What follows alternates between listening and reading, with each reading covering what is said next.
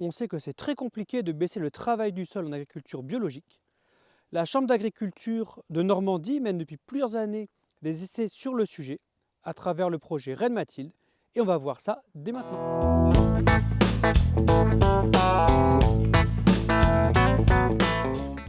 Alors, la brochette devant vous, c'est une brochette normande. Euh, Moi, je suis Thierry Métivier, je suis conseiller en bio à la Chambre d'agriculture de Normandie. Bonsoir, Jacques Girard, également conseiller bio à la Chambre d'agriculture de Normandie. Bonsoir, Benoît Coiffier, conseiller grande culture pour l'association Bio en Normandie. Alors, ce soir, on va parler des résultats d'un essai qui a duré 5 ans, donc le bio en son labour est possible, qui s'est fait dans le cadre du programme Reine Mathilde. Alors, qu'est-ce que c'est Reine Mathilde? Grosso modo, c'est un programme pour développer la filière lait bio en Normandie. Qui se décompose en 3 axes. Un axe avec des essais pour créer des références sur des fermes vitrines. Un deuxième axe qui est un axe de démonstration de pratiques innovantes sur des fermes satellites. Et puis un troisième axe, préparer la bio de demain avec des actions soit sur les conditions de travail pour les producteurs ou pour les scolaires. En très résumé, voilà un peu ce que couvre Red Mathilde. Dans les partenaires, pardon, je ne sais pas si vous voyez toujours la diapo. On voit toujours la diapo Très bien. et on vous voit dans en petit dans un coin. C'est juste ici. Alors, dans les partenaires, il y a des partenaires qui couvrent l'ensemble de l'écosystème laitier bio normand depuis maintenant 14-15 ans. Le coordinateur de tout ça, c'est l'Institut de l'élevage. Dans les partenaires financiers, on trouve des partenaires financiers publics comme la région Normandie, comme l'Agence de l'eau Seine-Normandie. On trouve des partenaires privés aussi, Danone, entre autres avec son fonds écosystème, Danone en propre, et aussi une filiale qui s'appelle Les Prairies Bio, que sa marque lait de vache. Euh, il y a l'Union européenne et puis la République française, que sont des cofinanceurs de la région et de l'Agence de l'eau. Et dans les partenaires techniques, il y a les chambres d'agriculture, il y a Bio en Normandie, l'association de producteurs, on est tous les trois autour de la table. Il y a aussi Agronat, qui est un fournisseur privé de produits bio. Littoral Normand, un organisme de conseil en élevage qui fait du contrôle de performance aussi. Et puis dans les CIVAM de Normandie et une association qui s'appelle Les Biobrais. Alors là, rapidement, il y a 2 fermes vitrines en Normandie, une près de Rouen et l'autre près de Caen. Celle proche de Caen, en fait, c'est sur cette ferme vitrine que se sont tenus ces essais sur le sans-labour. C'est une ferme laitière, polyculture, on va dire polyculture et laitière, avec 230 hectares, 4 unités de main-d'œuvre et demie et plus de 150 vaches. Il y a eu donc ça se tenait au Gay Gilbert, chez Karl et Arnaud Gilbert, qu'on remercie pour leur contribution. Et il y a eu dans un premier temps toute une lignée d'essais sur l'autonomie alimentaire pendant 8 ans, pour ensuite s'orienter vers ces travaux sur la santé et fertilité du sol avec ce sujet. Sans labour en bio, est-ce possible?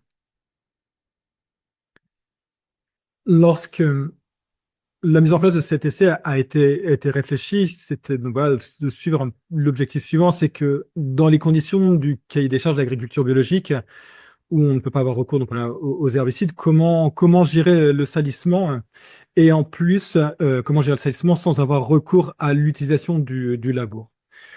Cet objectif donc venait soit voilà de nouveaux agribio qui venaient soit de l'ACS, TCS et en plus des agris qui avaient envie de moins perturber, en tout cas de perturber le sol le moins possible. Dans cet essai sans labour, donc voilà, on est bien sur un zéro labour, c'est zéro passage de charrue.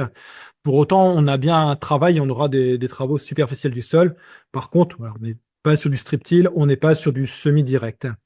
Au niveau du matériel utilisé, on est sur celui de la ferme, non spécifique euh, aux techniques culturelles simplifiées ni à l'ABC. Donc, par souci de reproductivité, voilà, on le verra par la suite, mais dans les outils utilisés, c'était rototiller, déchômeur, décompacteur, herse avec semoir. La comparaison, donc, c'est une conduite avec labour et d'une conduite sans labour sur 2 rotations culturales qui vous seront présentées juste après, et suivi qui a été réalisé pendant 5 ans. On a suivi 13 indicateurs, aussi bien sur le sol, l'ITK, le salissement et les résultats technico-économiques, que ce soit au niveau temps de travail, carburant et marge. Alors, 2 rotations, donc une orientée plutôt type élevage avec une destruction de prairies temporaires, donc laissée à démarrer en février-mars 2019. Donc une succession d'un métail et d'un maïs dans la même campagne culturale. Donc métail ensilé, puis maïs. Rebolote l'année suivante. Et puis dans cette rotation, 2 années de culture annuelle avec orge-pois protéagineux d'hiver, donc épotrophévrole, puis retour de la prairie temporaire. Donc à la fois donc conduite en labour et en non-labour. Et puis une rotation à vocation un peu plus culture de vente, avec une succession de blé, de maïs, grain. Alors que nous, on a récolté en ensilage pour des questions de conduite de l'essai, critical févrole moissonné, et puis encore une orge pois protéagineux d'hiver. Et en fin de rotation de culture annuelle, une orge brassicole de printemps, dans laquelle on a ressemé la prairie temporaire. Toujours en labour et en non-labour. Donc, comment ça s'est disposé sur le terrain? Donc, on a démarré au printemps 2019 les 2 rotations. Donc, ces 2 bandes-là, donc rotation élevage, rotation grande culture, ont duré jusqu'à ce jour à peu près, avec la remise en prairie en 2024. Et puis, en fait, pendant 3 ans, on a reproduit le schéma en redétruisant de la prairie, donc en 2020, et puis à nouveau dans la campagne 2021. Voilà. Et puis en 2022, dans une deuxième phase du programme, on s'est restreint à suivre uniquement les 2 bandes historiques initiales. Voilà. Donc il y a une partie de l'essai qui a été suivie pendant 6 ans, et puis d'autres parties de l'essai qui ont été suivies pendant 1 an et demi ou 2 ans et demi. Voilà. Donc à ce stade de la présentation du protocole, on vous propose de prendre déjà quelques questions. Si vous avez des questions sur les objectifs et puis le dispositif expérimental. Alors, il y a une première question souvent les questions arrivent avec un peu de décalage parce qu'il y a un petit délai vis-à-vis du direct. Il y a une question qui est déjà arrivée, peut-être que vous y répondrez tout à l'heure. C'est comment a été détruite la prairie temporaire en non-labour? Eh bien, on y reviendra tout à l'heure, puisque ça fera partie de nos principaux résultats, principales conclusions et recommandations sur comment on fait, comment on peut proposer de détruire la prairie en non-labour. Donc, pour ne pas spoiler la fin, on répondra plus tard. Ok, très clair. Eh ben, je n'ai pas d'autres questions, donc vous pouvez continuer. Ici, c'est impressionnant parce qu'il y a beaucoup de choses, mais c'est un tableau qui compare l'impact du sans-labour par rapport au labour. Alors, il y a une petite légende en haut à droite. Quand on a des cases vertes, c'est que le sans-labour a eu un impact positif sur l'indicateur. Quand il est en jaune, un impact plutôt négatif. Orange, encore plus négatif. Et gris, c'était plutôt équivalent entre sans-labour et labour. Sur la gauche, on trouve notre batterie d'indicateurs. Une première séquence avec des indicateurs sur le sol, là, les 4-5 premiers, activité biologique, vers de terre, stabilité structurale, état de surface, reliquat d'azote, sortie hiver. Ensuite, une deuxième catégorie d'indicateurs sur le comportement de la culture, densité des adventices, dommages des corbeaux, corvidés, croissance de la culture, son rendement. Et puis enfin, les 4-5 du bas, ce sont les indicateurs technico-économiques, la consommation de carburant, le nombre de passages de travail du sol, le temps de travail total, les charges de méca et la charge et la marge semi-nette. On retrouve le calendrier aussi après nos 5 années de culture. Ici, c'est la rotation grande culture qui est affichée. Et tout de suite, sur la partie calendrier en haut, on voit aussi des épisodes météo qui ont été importants pour nous, en particulier celui de la fin 2019. Là, il y a 2 gouttes d'eau, ce sont des très grosses gouttes d'eau, puisque ça a été très compliqué de faire des semis d'automne, d'hiver en Normandie. Et ça a eu des impacts conséquents sur les résultats de notre essai. Puis on trouve les 5 cultures, le blé, suivi d'un maïs, triticale févrole, l'orge pois et l'orge brassicole de printemps. Alors là, on voit qu'il y a des indicateurs où les impacts sont quasiment toujours positifs ou toujours négatifs. C'est le cas, par exemple, il y a du vert, par exemple, tout le temps sur stabilité structurale, état de surface. Ça, c'est en faveur du sans labour. Il y a beaucoup de vert aussi en bas sur le temps de travail, sur les charges de méca. Ça, c'est en faveur du sans labour aussi. On a des choses orange ou jaune quasiment tout le temps. C'est le cas par exemple, des adventices. Dans cette rotation-là, c'est clair qu'il y a eu plus d'adventices en sans labour qu'en labour. Et puis, il y a des indicateurs où c'est très contrasté. On a à la fois du vert ou du gris. Donc, gris, ça veut dire pas d'impact, hein, et parfois du jaune et du orange. C'est le cas, par exemple, de cet indicateur croissance de la culture. Là, c'était variable d'une année sur l'autre. Le rendement, tout pareil. Et c'est le cas aussi, par exemple, pour la marche minette. 3 années sur 5, c'est égal ou supérieur, c'est gris ou c'est vert. Et 2 autres années, c'est très en défaveur du sans labour. Et puis, en lecture verticale aussi, on peut constater que, par exemple, la première année, les indicateurs sur le travail du sol sont en défaveur du sans labour, alors qu'après, ils évoluent. Alors, quand je dis les indicateurs sur le travail du sol, c'est le nombre de passages, ses conséquences sur la conso de carburant et le temps de travail. Ils sont très dégradés la première année, c'est l'année de destruction de la prairie, et ils s'améliorent par la suite. On en reparlera. On va reparler plus en détail de beaucoup de ces indicateurs maintenant. Alors, on va parler en particulier, on va démarrer par les indicateurs sur le sol.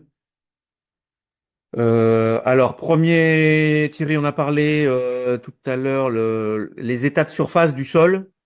Alors, on est sur une parcelle peu pentue, assez peu propice à l'érosion massive. Donc, alors, on a quand même regardé évidemment les états de surface qui, sans surprise, sans retournement intégral, donc sans charrue, produisent des sols en non-labour plus grumeleux, avec plus de résidus évidemment de végétation. Et puis l'impression qu'il y a aussi, on est en surface un peu plus de turicules de vers de terre. Bon, on va y revenir tout à l'heure sur les vers de terre. Donc là, 2 exemples d'un maïs semé en labour là à droite, où les sillons se sont mal refermés derrière le semoir à maïs, donc le sol était un peu plus compact.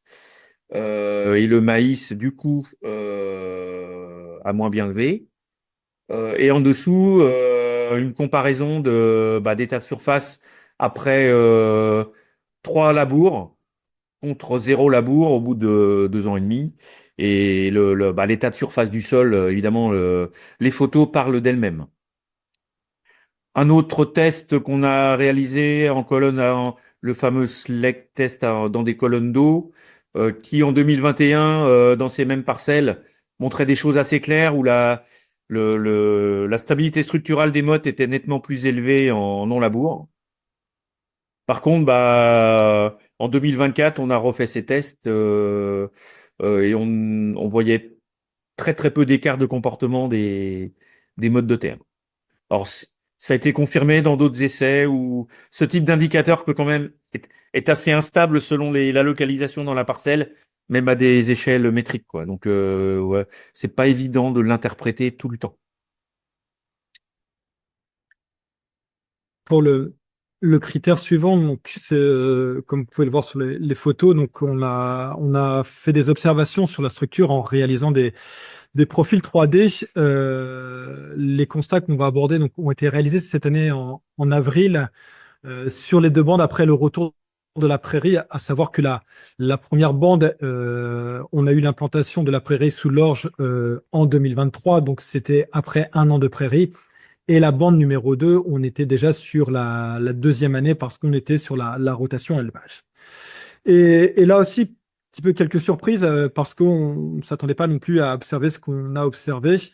Déjà, dans les constats sur lesquels on pouvait s'attendre, c'est que sur la partie, en tout cas les modalités labourées, obligatoirement, l'horizon labouré était parfaitement marqué lorsqu'on a réalisé ce profil. Deuxième constat, c'est que sur la modalité non labour, l'horizon labouré il y a 10 ans avant était toujours visible. Alors 10 ans, c'est parce qu'on a eu cette rotation sans avoir recours à la charrue. Et avant cette rotation, on avait la prairie sur laquelle voilà, l'outil n'était pas passé. Donc 10 ans après, l'horizon qui avait été labouré était toujours visible. Par contre, on a observé voilà, des critères, des observations qui ont été en contradiction au niveau des deux bandes. Et ça, c'était plutôt sur les critères circulation de l'eau avec présence d'hydromorphie, observation de tout ce qui était macro-porosité, la compaction, l'exploration racinaire, la profondeur. Est-ce qu'il y avait des racines en arrêt de poisson, soit des coudes? Et la contradiction, c'est que sur la bande 1, les observations étaient favorables pour la modalité labour, avec une meilleure circulation en eau, une meilleure tenue, moins de présence de zones d'hydromorphie, et en tout cas un meilleur comportement du sol. Alors que sur la bande numéro 2, où on avait déjà 2 ans de prairie, c'était plutôt favorable à la partie non labour. Et ce qui nous rend tout simplement délicat d'affirmer des conclusions sur l'impact sol, en tout cas dans cet essai. Alors, on a compté une fois par an les vers de terre. En haut, c'est la rotation grande culture, donc la bande numéro 1 dont vient de parler Benoît. Là, c'est les 6 années de comptage. Donc, à chaque fois, il y a la comparaison du nombre de vers de terre total en labour et en non-labour. Et puis, les couleurs, c'est les 3 grandes classes de vers de terre, sachant qu'on a bien évidemment majoritairement des endogés et puis des anéciques. Alors, en dessous, c'est la bande, la rotation élevage, donc la bande historique numéro 2. Donc, qui a démarré, les comptages ont démarré en 2020, puisque en 2019, au moment du premier comptage, la prairie n'était pas encore euh, travaillée dans cette bande-là. Alors, que dire? La surprise, c'est que on a eu de nombreuses années plus de vers de terre, en particulier des endogés, en labour qu'en non-labour. Dans les deux bandes, sachant que depuis 2 ans, et suite à la remise en herbe de la bande numéro 2 de la rotation élevage, on trouve des résultats qui s'inversent, c'est-à-dire à nouveau des nombres de vers de terre légèrement supérieurs dans la bande historiquement non laboureux. Alors, on l'a expliqué parfois par des structures en profondeur un peu plus meubles dans la partie labourée.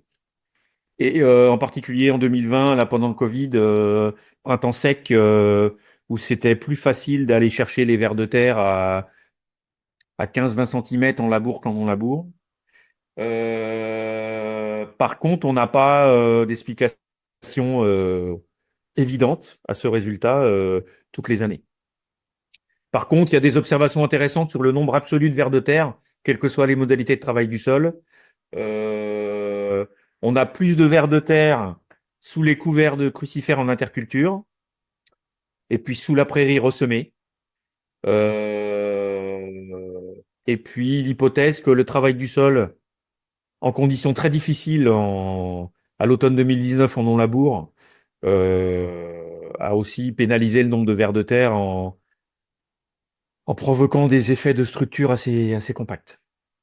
Bon, on pourra revenir là-dessus dans le chat, je pense. Autre indicateur suivi, donc la biomasse microbienne et la fertilité biologique. Donc, il y a eu des prélèvements de sol avec analyse auprès de Célesta Lab. Sur le schéma, Donc, on a 3 analyses qui correspondent à la bande numéro 4, donc analyse réalisée en 2020, 2021 et 2024. Et la bande numéro 1, elle, n'a été analysée qu'en 2024.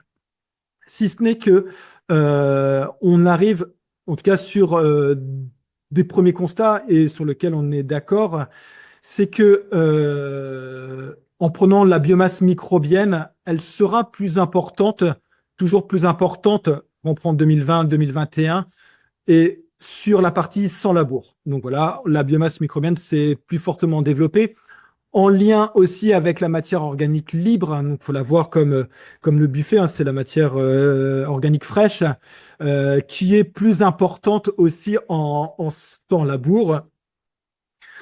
En même temps, voilà, on n'a pas cette dilution de cette matière organique qui reste en surface et avec le développement de la biomasse microbienne qui est en lien.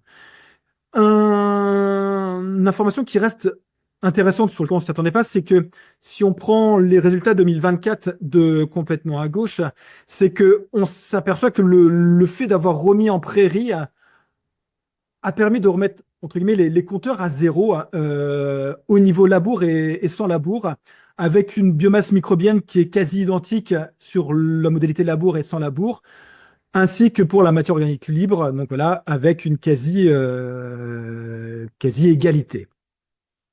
Si on prend la modalité numéro 4, voilà, la biomasse microbienne est plus importante en son labour et la matière organique libre aussi.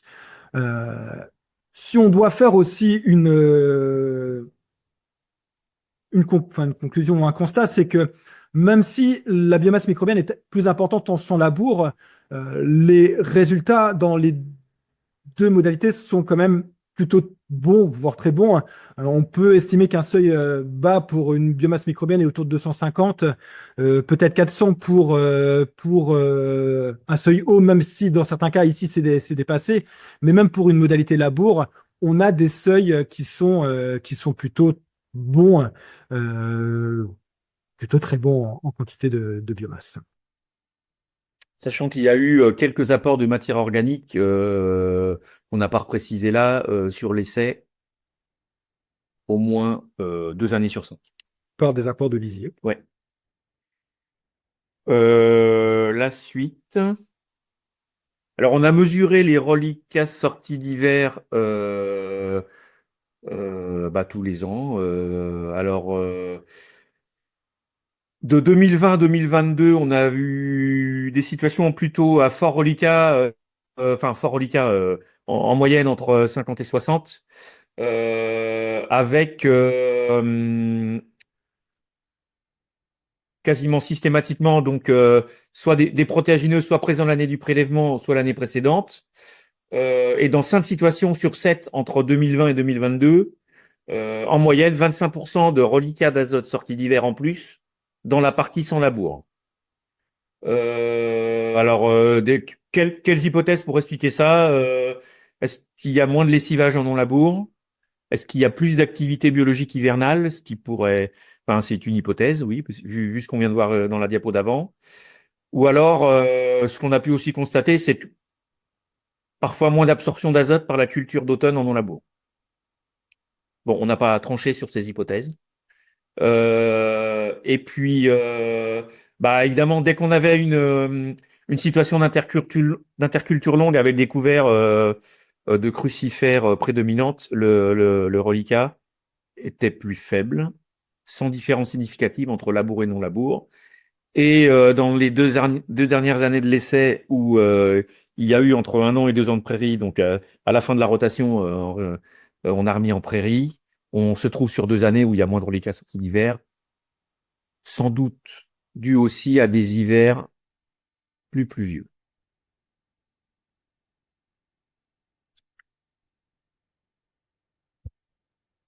Terre suivant, donc les adventices, voilà, moins de secret, hein. C'est que systématiquement, il y avait plus d'adventices dans les modalités sans labour.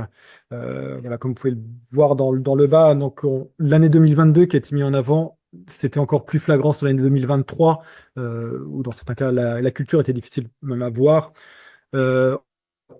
On le voit très bien donc voilà, sur la photo qui est complètement à gauche, qui est sur la modalité labour, avec un orge-poids et présence de certaines adventices, contrairement à la photo du milieu, où là, dans cette même orge-poids non labouré, où le taux d'adventice était bien plus important. On l'estimait, enfin, il était estimé que sur tout ce qui était culture de maïs et de blé, il y avait 2 à 4 fois plus d'adventices dans la partie non labour.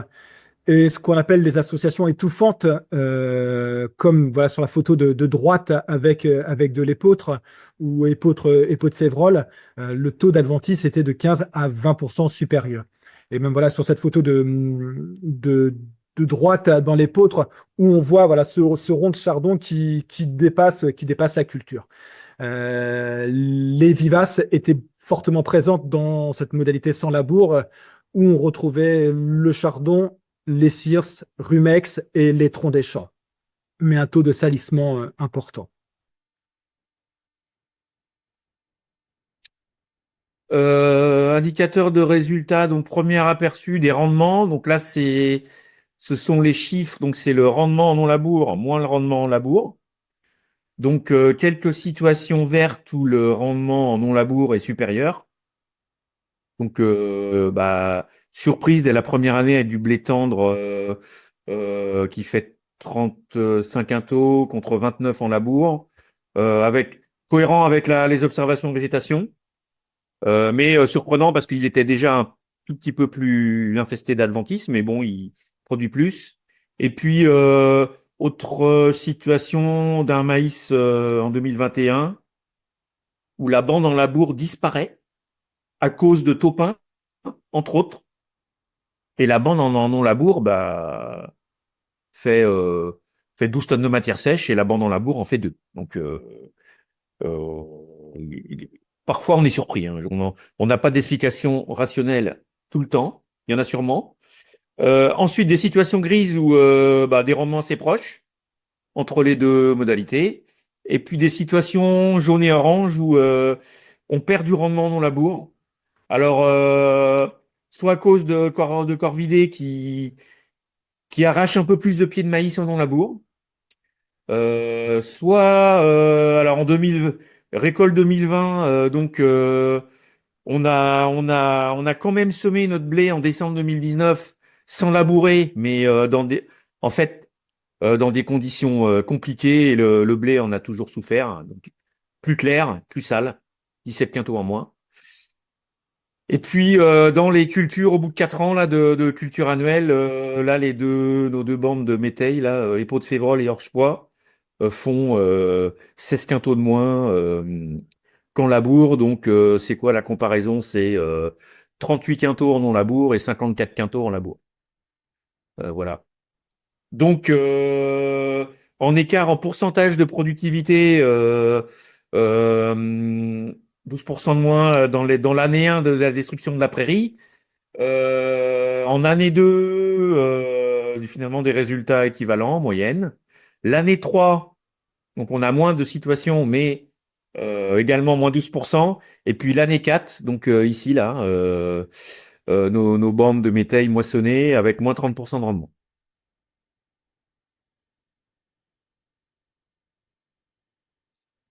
Qu'en est-il des résultats technico-économiques?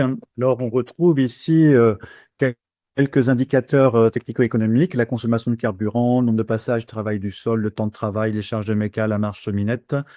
Toujours cette échelle de graduation, vert en faveur du sans-labour, jusqu'au orange en défaveur du sans-labour et le gris identique. Et les deux rotations grande culture et élevage.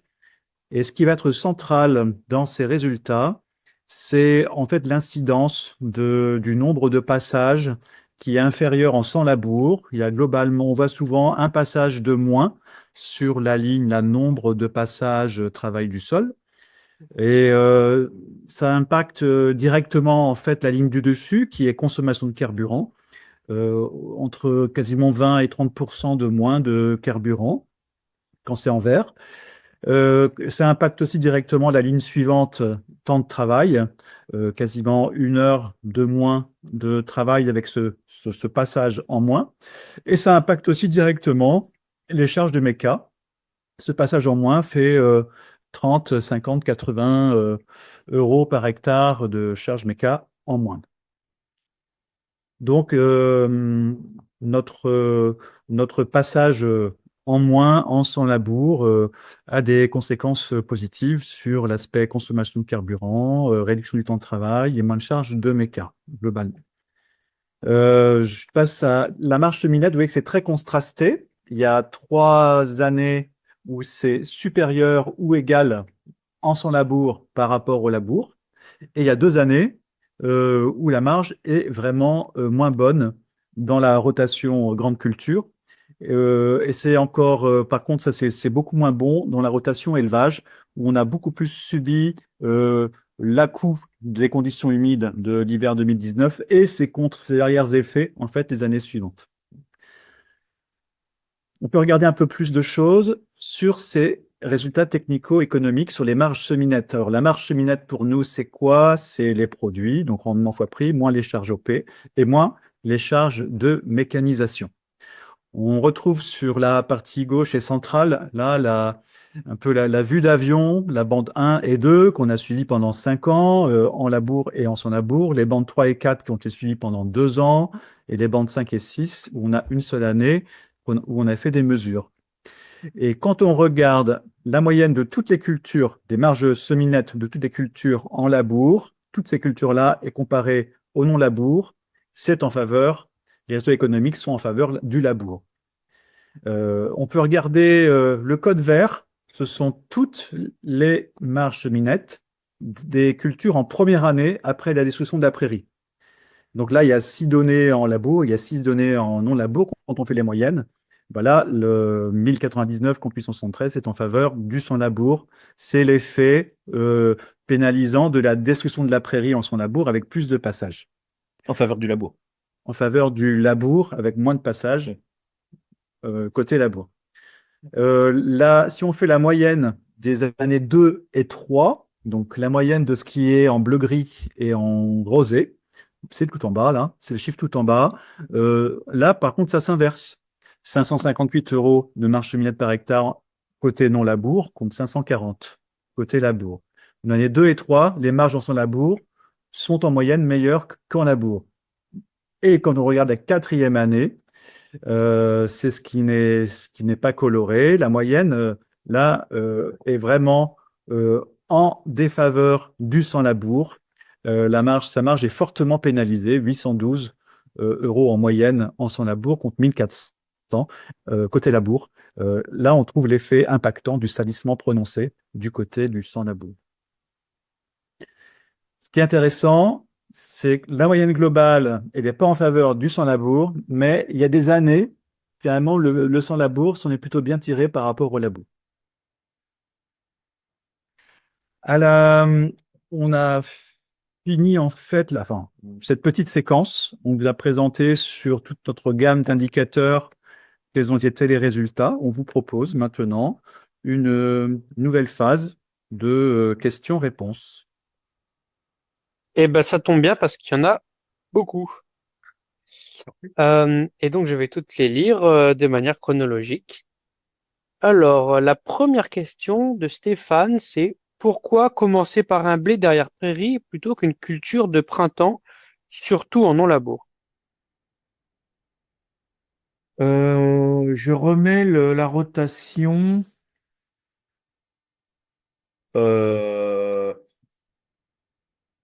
Alors, en fait, dans le schéma élevage, on commence donc par une culture de printemps. Oui, alors en fait, ce qui se passe, c'est qu'on a démarré l'essai non pas à l'automne 2018, mais en février 2019. Et donc, comme on avait l'objectif de recommencer la rotation pendant plusieurs années, en fait, en 2019, on a détruit la prairie par anticipation, ici, là. On a démarré la destruction de prairies fin 2019 pour implanter des cultures à l'automne 2020 et au printemps 2020. À l'automne 2019 et au printemps 2020. Mais on voulait garder du blé, en fait. Parce qu'on savait que les années d'après, on mettrait du blé d'hiver. Mais cette année-là, comme on a démarré en février 2019, on s'est dit, bon, on garde du blé, on met un blé de printemps.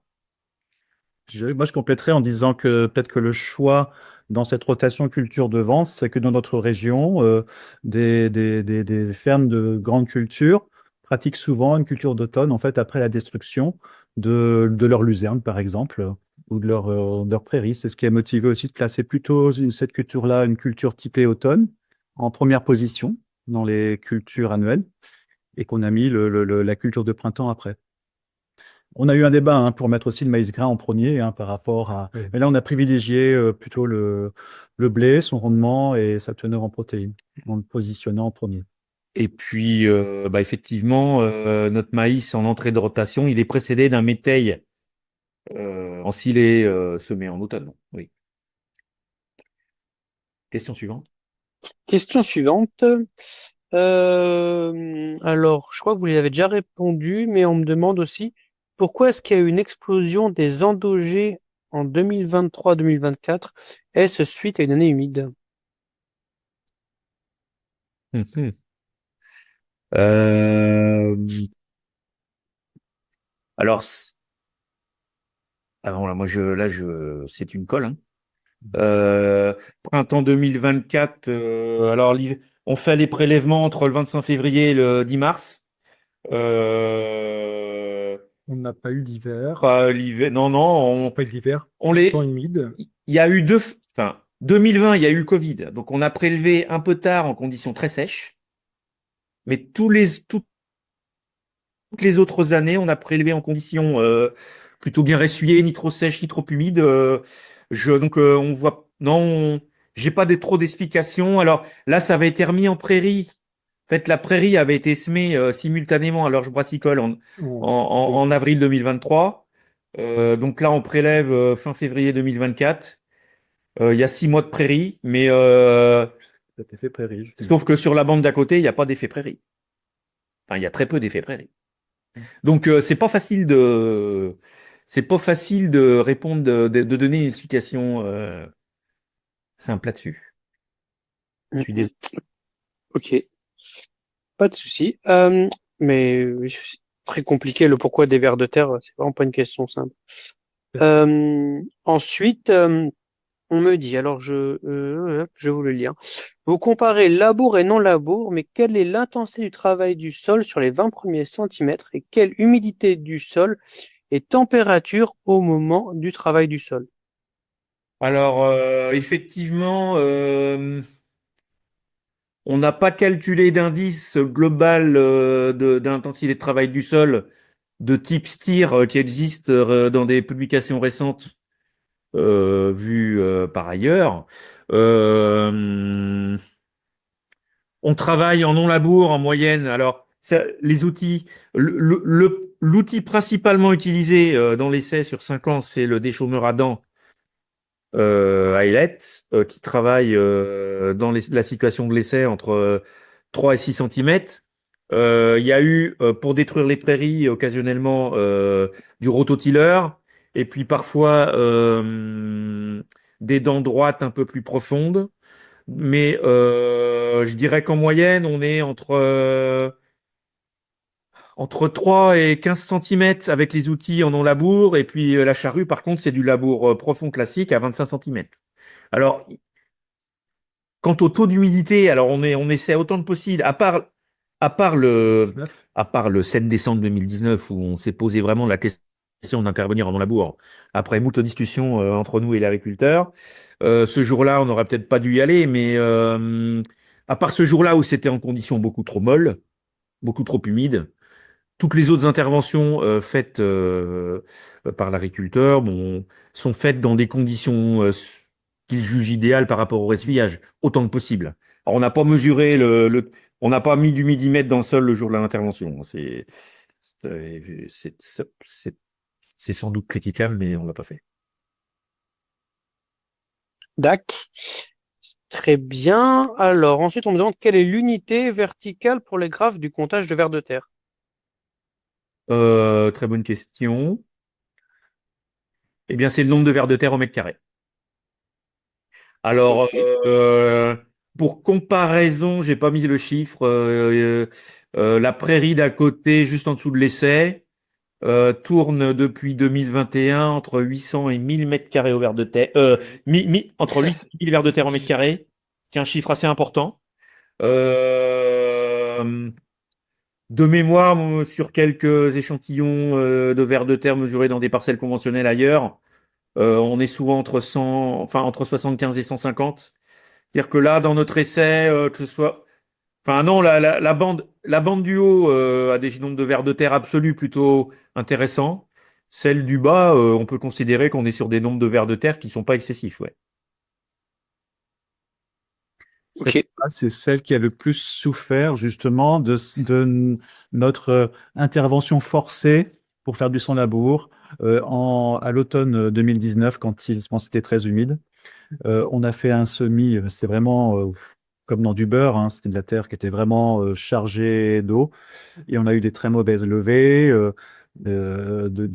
du métail qu'on a semé, le maïs derrière s'est mal comporté aussi et on l'a traîné aussi jusqu'à, on pense, un peu plus loin là. En tout cas, sur les vers de terre, on se demande aussi si justement ces faibles comptages de vers de terre côté sans labour ne seraient pas un peu liés à cette intervention forcée à l'automne 2019. C'est un semis en mauvaises conditions. Ok. Alors, question suivante. Est-ce que vous avez pu mesurer une amélioration de la séquestration du carbone en non-labour? Sur un délai aussi court, peut-être pas, j'imagine. Ouais, ça va être une des conclusions. En tout cas, on l'abordera dans une diapo suivante. Mais voilà, tu donnes la réponse et c'est la réponse qu'on allait donner. Sur le pas de temps, 5 ans, ce n'est pas quantifiable. C'est trop court. C'est trop court. Alors, les analyses, alors évidemment, quand on fait des analyses de sol pour mesurer la microbiologie, on a d'autres indicateurs, on n'a pas tout présenté. Il y a les taux de matière organique, bien sûr. Il y a une tendance on l'observe dans l'essai, à un plus fort taux de matière organique en non-labour, mais sur des prélèvements de sol entre 0 et 20 centimètres. Donc, des choses qu'on peut expliquer parce que, effectivement, la matière organique Est accumulé. est accumulée en surface. Après, sur le profil 0,30 ou 0,40, est-ce que il y a une différence de carbone total et de matière organique totale dans tout le profil de sol? On ne répond pas à cette question dans notre essai. Ok. Euh, bon, bah, il y a quand même plein de bonnes questions. Je vais continuer à les poser, hein. Est-ce que vous avez fait des reliquats en entrée hiver? Au-delà du reliquat sortie hiver que vous avez mentionné tout à l'heure. Non. Ok. Ensuite, voilà. Bon, je vais la lire. Elle a été partiellement répondue, mais ça peut être intéressant de développer. Quel travail en non-labour, chardon, rumex, ça fait penser à de la compaction. Est-ce que vous avez envisagé de la fissuration? Ou plutôt, est-ce que vous avez vu de la compaction modalité non-labour, quoi? Oui, on en a vu, en Mhm. particulier en 2020, là, dans ce printemps super sec, là, pendant le Covid, pendant le confinement. Après, il y a eu, alors on va remettre la rotation. Alors ça se passe en particulier entre les pots, non, entre dans la rotation de droite, entre orge-pois d'hiver et orge-brassicole de printemps. Donc là, Bah, une des solutions qui avait oui, été mise en avant, qu'on retrouve, c'est l'utilisation donc des chômeurs, enfin d'outils à pas de doigts.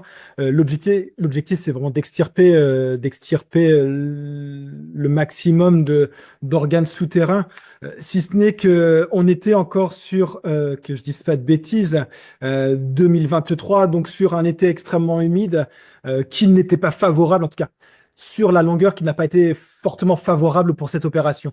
Ça a pu diminuer, avoir voilà, un impact, mais le résultat n'était pas au rendez-vous parce que l'été 2023, en tout cas chez nous en Normandie, la moisson a été délicate, assez tardive, et puis la pluie est revenue très rapidement pour avoir un effet positif de l'extirpation de ces vivaces.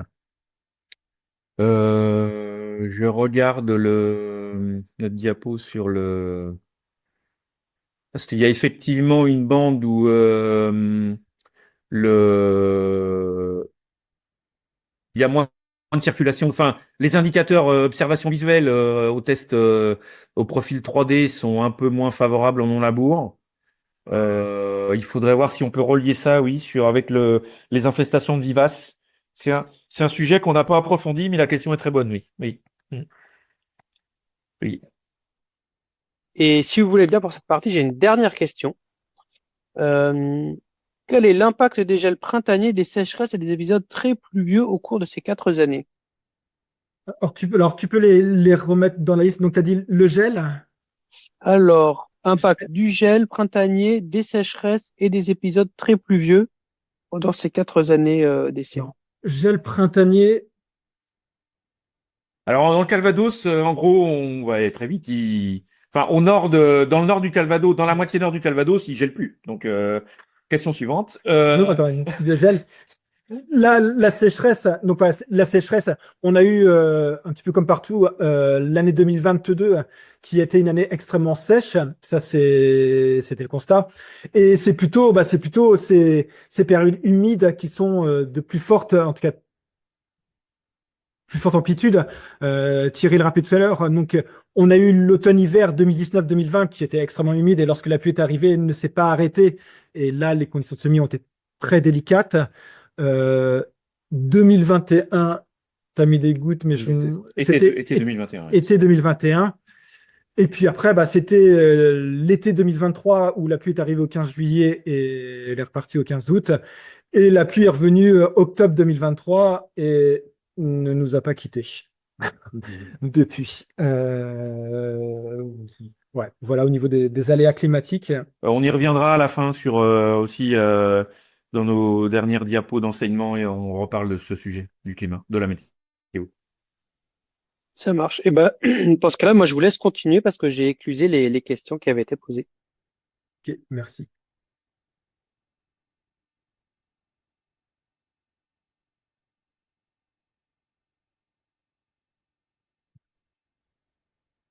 Donc, quels enseignements on en tire? Donc, eh ben, je vais commencer par l'inattendu pour changer. Bah, donc, l'indicateur vers de terre, bon, évidemment, enfin, les résultats moyens sur 5 ans confirment pas l'hypothèse qu'on s'était donnée au début, ni d'autres références sur d'autres types d'essais. Alors, une des explications. Alors, on n'est pas sur une comparaison semi-directe sans travail du sol contre labour, dans laquelle on aurait vu certainement plus de vers de terre en semi-direct intégral, enfin sans travail du sol. Là, on est dans des écarts de travail du sol moindres en termes d'intensité de travail du sol. Donc surprise, oui oui c'était là un peu la surprise, surtout que c'est pas une année où on peut se dire qu'il y a un biais de météo, un biais d'échantillonnage où ça s'est reproduit plusieurs fois de suite, quoi. Euh, bon, notre idée de couverture permanente pour couvrir le sol pour empêcher les méchantes vivaces, sur le chardon, on a bien vu que on y reviendra sur nos préco tout à l'heure. On pouvait pas courir tout le temps. Le chardon aimait bien. Et puis, on a vu plusieurs fois dans du blé, dans du maïs, quelque chose auquel on s'attendait pas, c'est-à-dire une croissance végétative plus rapide. Un stade ou un demi-stade d'avance de la culture en non-labour.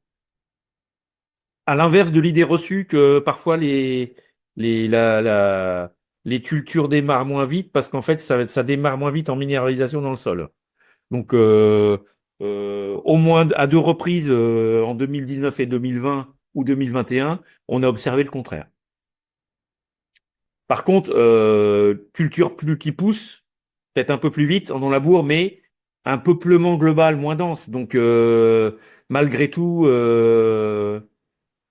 oui, alors moins dense, donc moins de enfin, moins d'étouffement des adventices, mais comme ça poussait plus vite et un peu plus haut, ça pouvait compenser la nuisibilité des adventices. Après, dans les impacts confirmés, globalement plus d'adventices en non-labour, c'est sûr. Euh, plus difficile de travailler, de semer sans labour en conditions très humides. Importance de la réussite de la destruction initiale, de la destruction de la prairie initiale. On y revient tout de suite sur comment on a bien réussi à détruire les prairies en non-labour.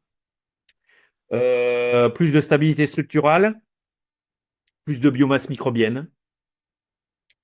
Et puis, bah, indépendamment, labour ou non-labour, le choix d'une rotation verteuse avec des cultures les plus étouffantes possibles aide à maîtriser le salissement.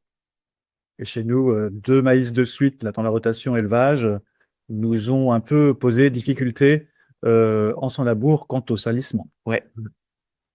Donc, une rotation plus variée serait plus adaptée à une conduite sans labour. Au niveau des impacts très variables sur le son labour et les questions qui restent en suspens, donc sur la réduction du nombre de passages, bah, non, en tout cas sur l'année de la destruction de la prairie, mais oui sur les années suivantes, parce que voilà, sans labour, on a dû intervenir plus de fois. Réduction de la consommation de carburant, bah, c'est en lien avec l'argument précédent. Ça va dépendre du nombre de passages. Donc, c'est non l'année de la destruction, vu qu'il y a plus de passages, plus de consommation de carburant, et qu'on va retrouver, oui, baisse de la consommation les années suivantes. Sur la question, est-ce que la marge économique est améliorée? Globalement, ce n'est pas le cas, mais ça reste vrai en moyenne pour les cultures sur l'année N+2 et l'année N+3. Et sur l'année quatrième année, ce n'est plus le cas parce qu'on a un salissement qui est trop important. Et puis la dernière interrogation que tu as fait remonter tout à l'heure, Martin, est-ce qu'on a stocké plus de carbone? Stocké plus de carbone, c'est la durée de l'expérience et de l'essai est bien trop courte.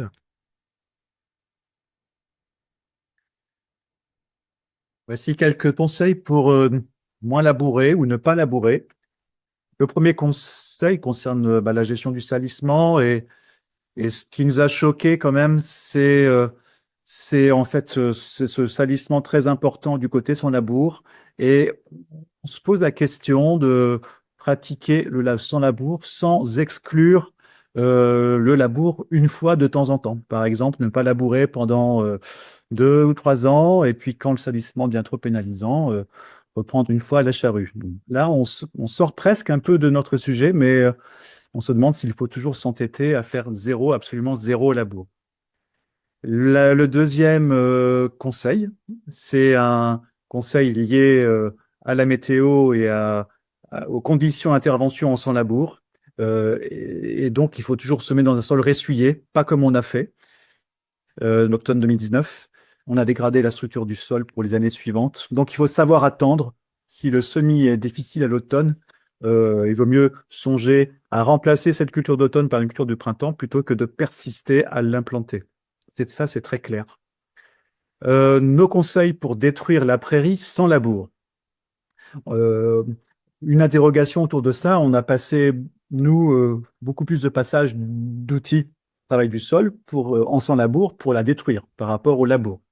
Donc, on s'est reposé d'autres questions. Est-ce que c'était peut-être à ce moment-là aussi qu'un labour était plus efficace que si on veut gagner du temps, plus que de travailler sans labour? Néanmoins, on vous propose un itinéraire technique pour détruire cette prairie sans labour. C'est la petite frise là bleue.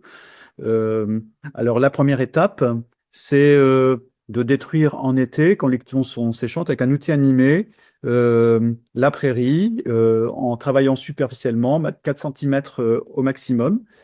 On la laisse sécher quelques jours, une dizaine de jours. Et là, ensuite, la troisième étape, c'est on vous propose d'implanter une culture intermédiaire étouffante.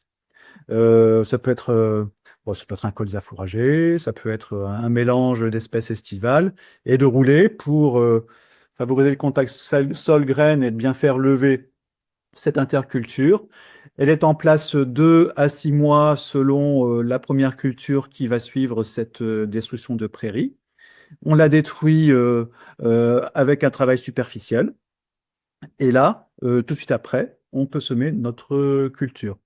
Donc cet itinéraire, nous, il a plutôt donné des bons résultats avec 1, 2, 3, 4 passages pour détruire la prairie et en jouant sur la durée finalement.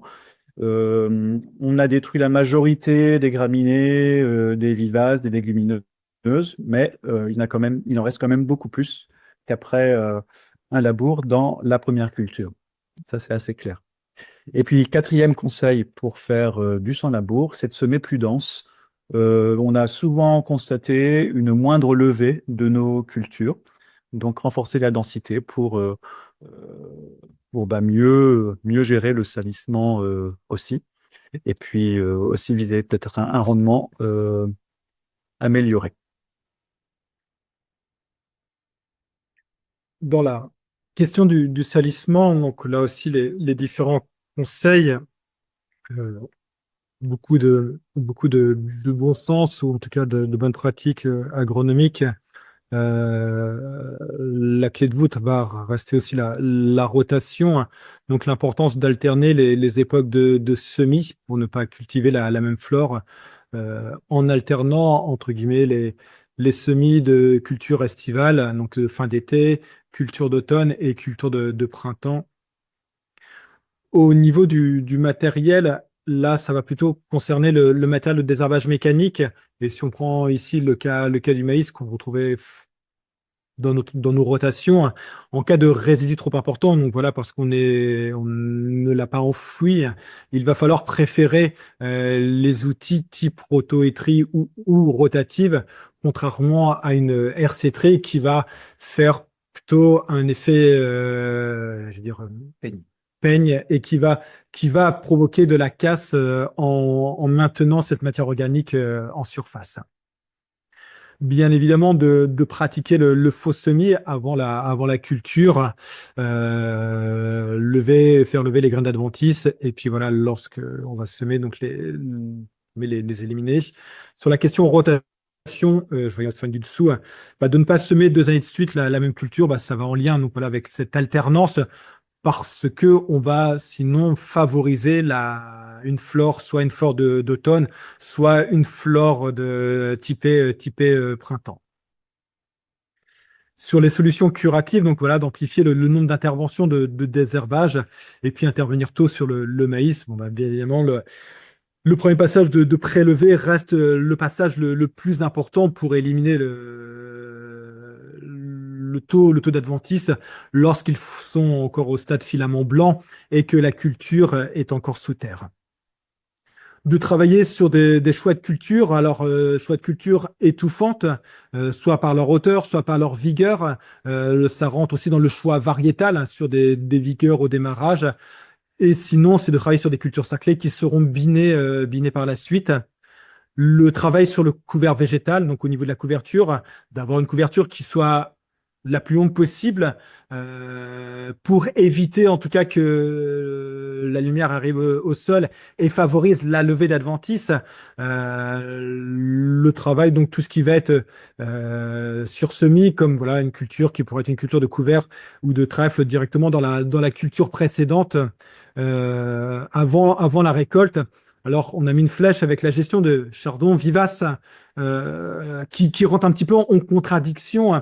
En tout cas, sur ces vivaces, il y a 2 périodes, disons, clés euh, pour travailler le sol. On va être soit en sortie d'hiver, donc on prend le cas plutôt d'un maïs, où on va intervenir, disons, sur la période qu'on appelle la zone de compensation, quand on prend le cas d'un chardon, où lui prend dans ses réserves et n'a pas commencé sa photosynthèse. Et là, donc voilà, c'est vraiment l'utilisation d'un outil type pas de doigt pour extirper la vivace, la remettre en surface et l'épuiser.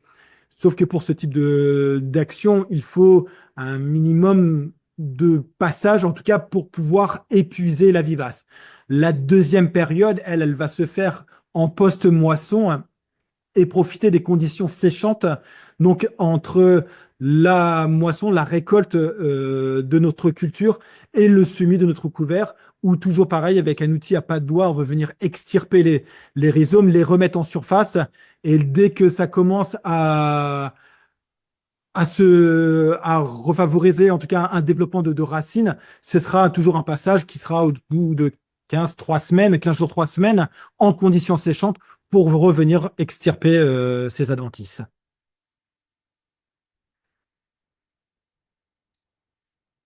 Pour terminer, avant de répondre à de nouvelles questions. Oui, on voulait remercier encore une fois les agriculteurs, donc Arnaud et Karl Gilbert, qui ont réalisé les opérations techniques.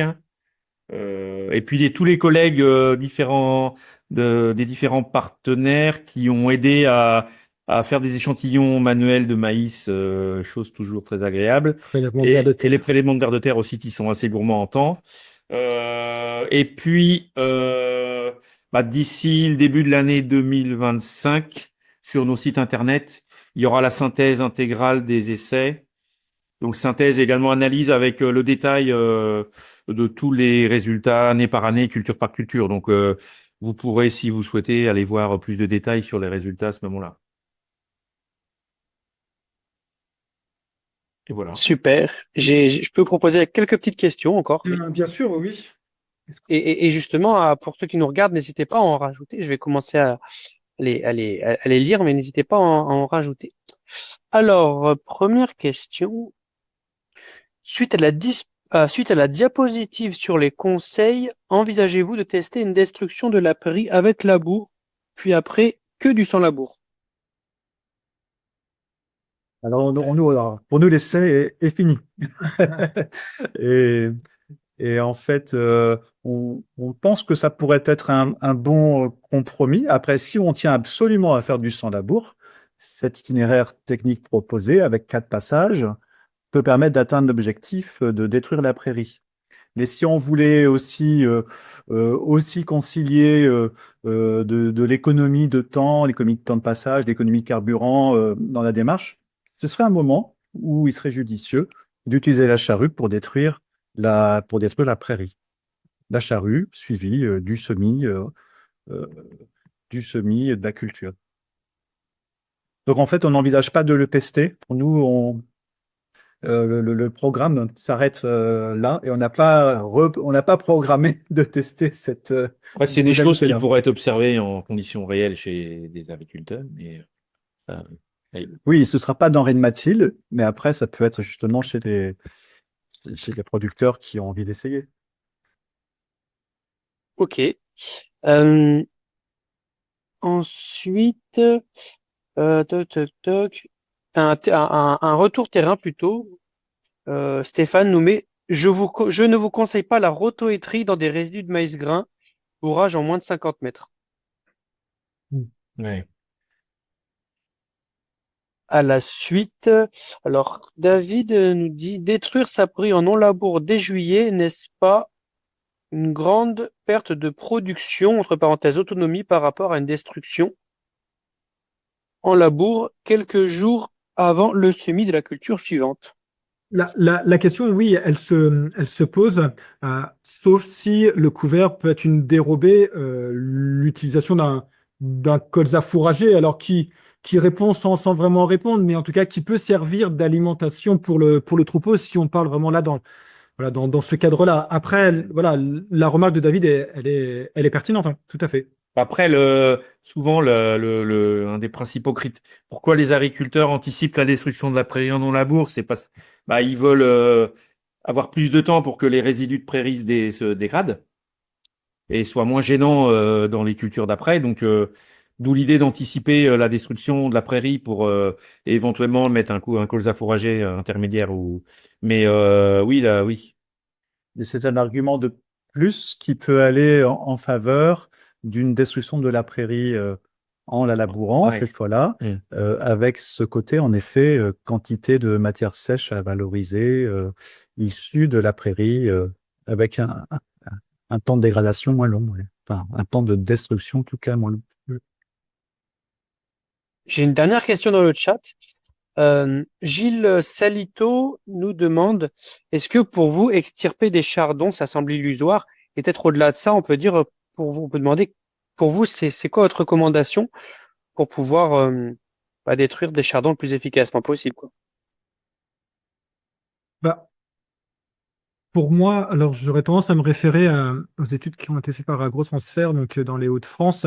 En tout cas, sur un suivi pluriannuel, le fait d'utiliser un outil à pas de doigt, donc vraiment pour extirper, on observe, pas dès la première année, mais au bout de 2, 3, 4 ans, une diminution en tout cas du nombre de chardons qu'on va retrouver au mètre carré. Après, dans notre essai, il y a,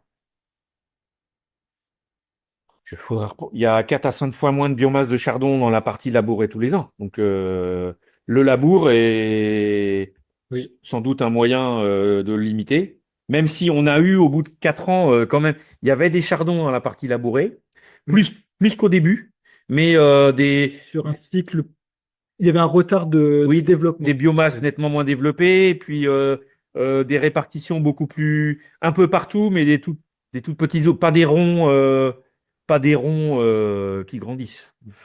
Alors effectivement, si on considère que le labour est une solution contre le chardon, oui.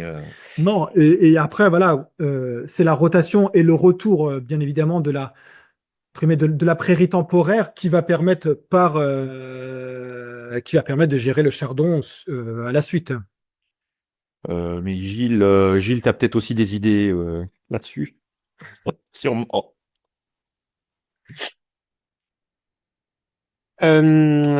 Question suivante donc de Antoine.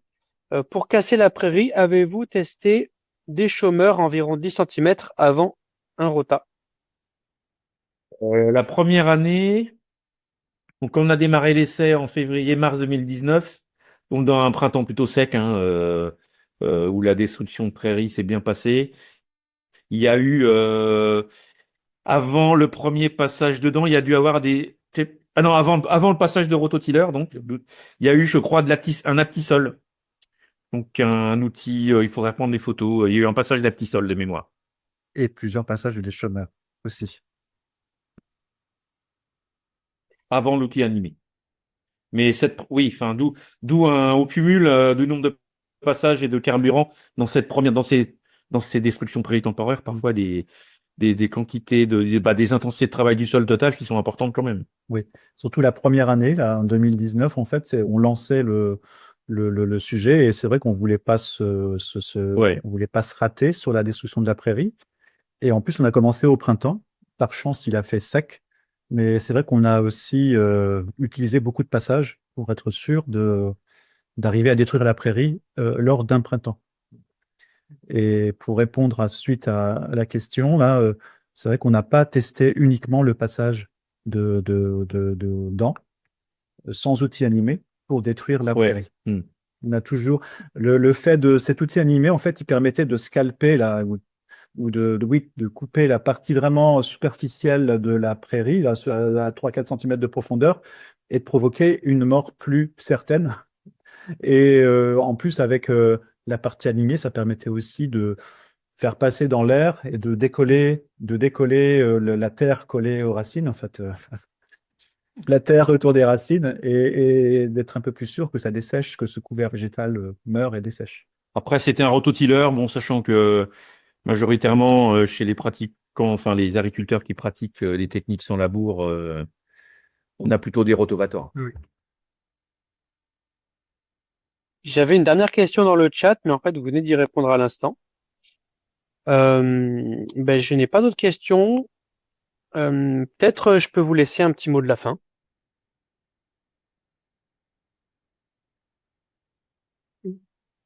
En fait, peut-être une particularité de cet essai, c'est d'avoir documenté en fait le sans-labour sur plusieurs indicateurs, là, une quinzaine d'indicateurs. On n'est pas resté uniquement sur le salissement, sur le rendement ou sur la marge. Vous voyez, il y a des choses sur le sol, sur le travail, etc.